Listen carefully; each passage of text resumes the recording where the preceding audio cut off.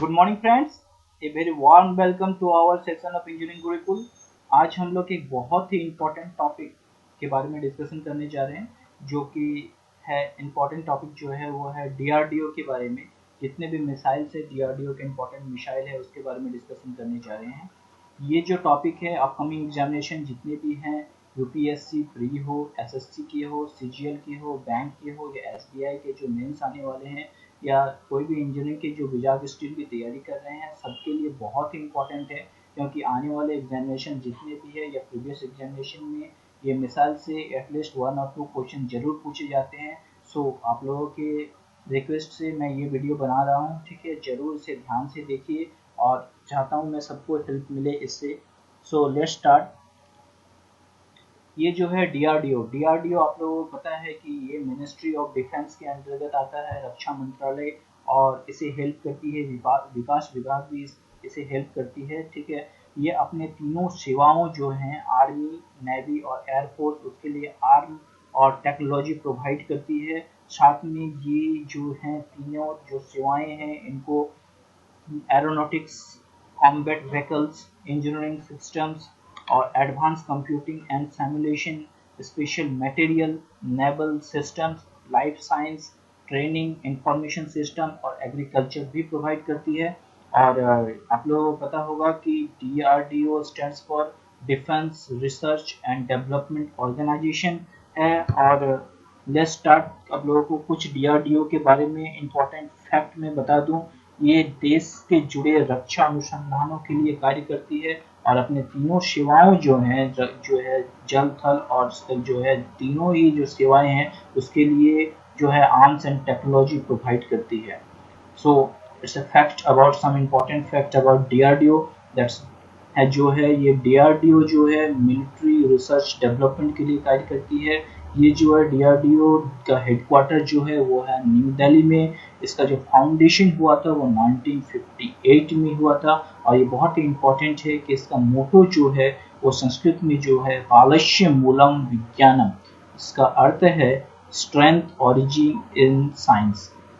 और इसके जो मिनिस्ट्री जो रिस्पॉन्सिबल है, आप लोगों को पता बताया था मैंने कि इसके जो मिनिस्ट्री है वो 2 मिनिस्ट्री के अंतर्गत कार्य करती है, रक्षा मंत्रालय और विकास विभाग। रक्षा मंत्रालय जो थे वो पहले जो थे आप लोगों को पता है मनोहर पर्रिकर जी थे, जो कि करंटली अभी गोवा के सीएम हैं। सो अभी जो है मिनिस्ट्री ऑफ डिफेंस अपने अरुण जेटली साहब है।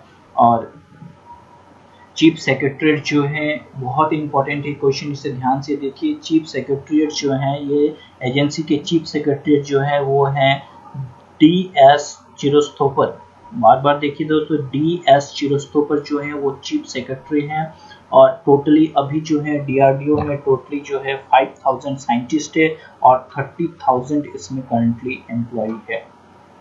सो नेक्स्ट इम्पॉर्टेंट जो है इस मिसाइल्स के बारे में आप लोगों को बताने से पहले कुछ इम्पॉर्टेंट जानकारी दे दूं कि इस मिसाइल्स का क्लासिफिकेशन कैसे किया जाता है। क्योंकि बिना क्लासिफिकेशन जाने आप लोग मिसाइल्स के क्लासिफाई नहीं कर पाएंगे, तो आप लोग को सही समझ में नहीं आएगा कि कौन से मिसाइल्स का क्या स्पेसिफिकेशन है, कैसे क्लासिफिकेशन किया जाता है, कैसे पहचाना जाता है। इसलिए आप लोग याद नहीं रह पाएगा, इसलिए मैं आपको इम्पोर्टेंट क्लासिफिकेशन बता रहा हूँ। ये जो है क्लासिफाई किया जाता है टाइप्स के अनुसार, जो है वो होता है क्रूज मिसाइल और बैलिस्टिक मिसाइल। इसका डिटेल मैं आपको नेक्स्ट स्लाइड में दूंगा। और जो है लॉन्चिंग मोड के ऊपर होता है कि surface to surface missile, surface to air missile, surface to sea missile, air to air missile, air to surface missile, sea to sea missile and sea to surface missile और anti tank missile. इसी तरह range के अनुसार जो होता है वो short range missile, medium range, intermediate range missile और इंटर कॉन्टिनेंटल रेंज। मीन्स एक कॉन्टिनेंट से दूसरे कॉन्टिनेंट तक अगर मिसाइल लॉन्च करना होता है तो inter continent ballistic missiles use किया जाता है। प्रोपोल्शन मीन्स प्रोपोल्शन का मतलब आप लोगों को पता है कि उसकी संचालक शक्ति, उसको चलाने वाली शक्ति क्या है, मीन्स कौन से फ्यूल उसमें यूज किए जाते हैं, कैसे पावर यूज किए जाते हैं, उसको हम लोग क्लासिफाई कर सकते हैं। Solid propulsion, liquid propulsion, hybrid propulsion, ramjet, scramjet और क्रायोजेनिक इंजन जो होता है। सो मैं रैमजेट, स्क्रैमजेट और क्रायोजेनिक के बारे में आप लोग को थोड़ी थोड़ी जानकारी दे दूं। जो रैमजेट इंजन जो होता है उसमें होता है मिक्स्ड फ्यूल जो है एक साथ यूज किया जाता है।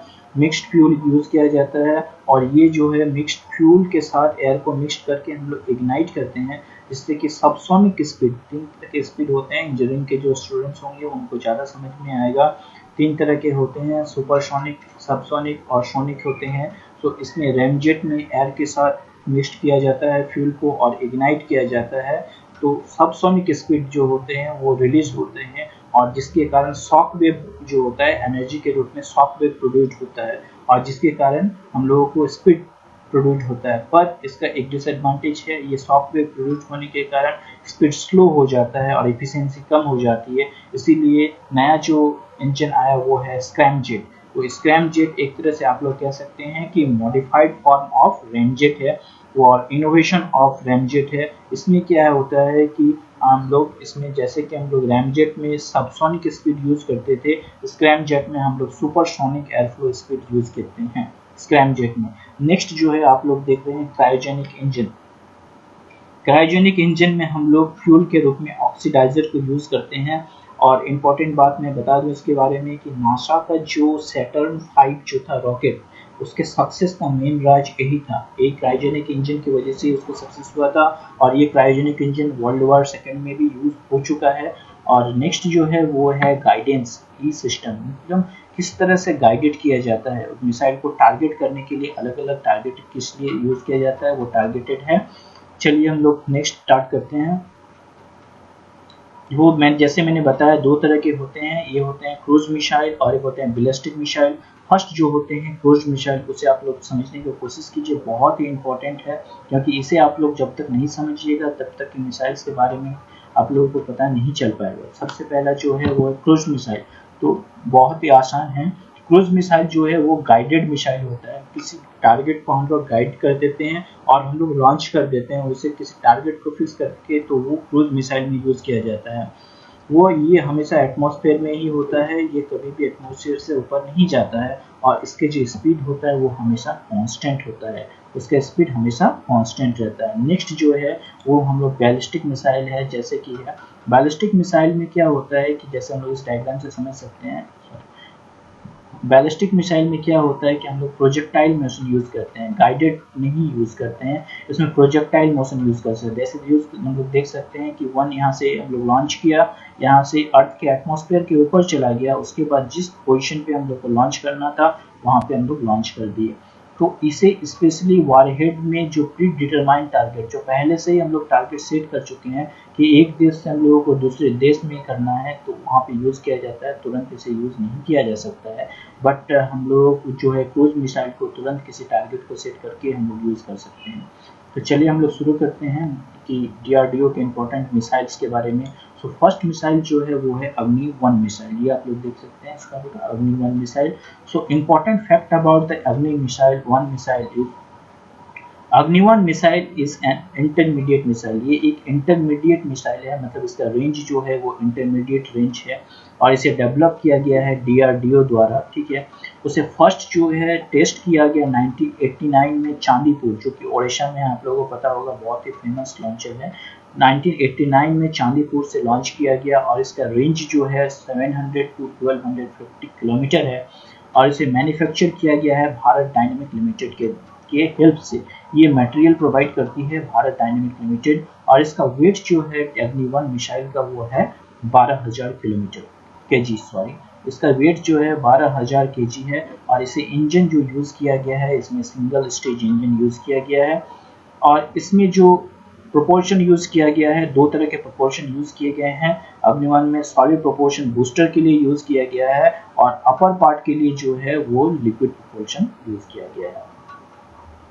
अपना नेक्स्ट जो इम्पोर्टेंट मिसाइल है वो है अग्नि-2 मिसाइल, आप लोग देख सकते हैं डायग्राम में। सो चलिए हम लोग अग्नि-2 के फैक्ट के बारे में देखते हैं। ये जो है मीडियम रेंज बैलिस्टिक मिसाइल है, जैसे आपने बताया कि बैलिस्टिक मिसाइल आप लोगों को 2 तरह के मिसाइल जो हैं बैलिस्टिक और क्रूजेर है, तो ये मीडियम रेंज बैलिस्टिक मिसाइल है।